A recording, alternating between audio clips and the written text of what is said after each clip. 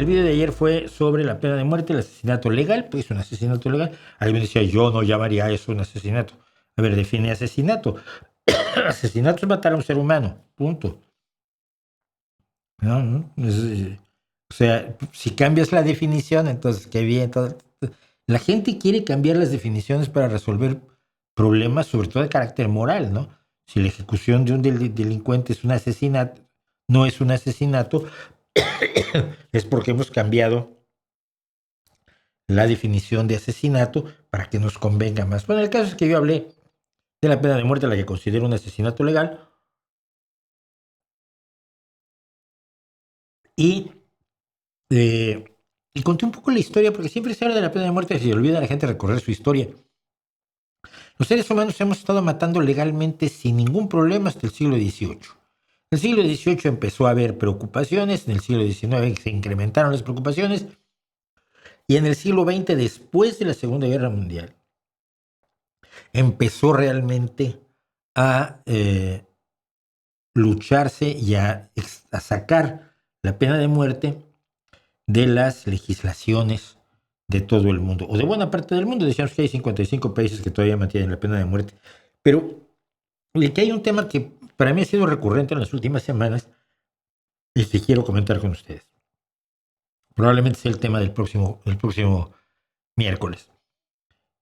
Hay gente, a ver, la gente que vivió, decía yo, hay como 147 millones de personas mayores de 80 años en el mundo. Somos 8,000 y tantos millones, 8,200 millones, y de esos solo 147 millones estaban vivos cuando terminó la Segunda Guerra Mundial, poco más o menos.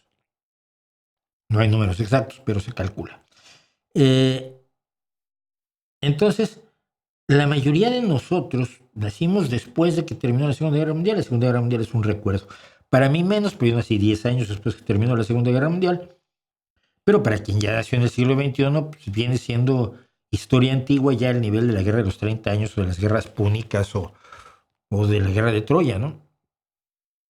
Y sin embargo, mi preocupación es que, primero que nada, el no conocer lo que ocurrió y cómo ocurrió y por qué ocurrió en la Segunda Guerra Mundial, y no me refiero solo a lo militar, me parece muy grave porque el mundo que conocemos realmente se hizo después de la Segunda Guerra Mundial. Si era Europa, era una sucesión de reinos. Los países árabes estaban todos bajo la monarquía del Imperio Otomano.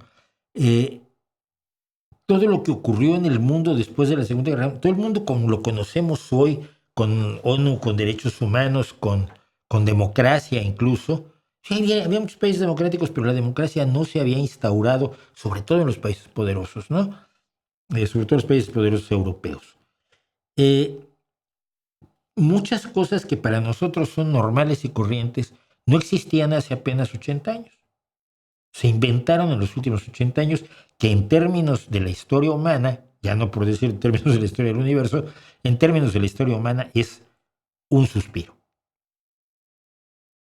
Y yo creo que los jóvenes deberían conocer mejor la Segunda Guerra Mundial, cómo era el mundo antes, cómo fue el mundo después, y por qué tenemos que defendernos de aquellos que nos quieren regresar a antes de la Segunda Guerra Mundial, cuando no antes de la Revolución Francesa.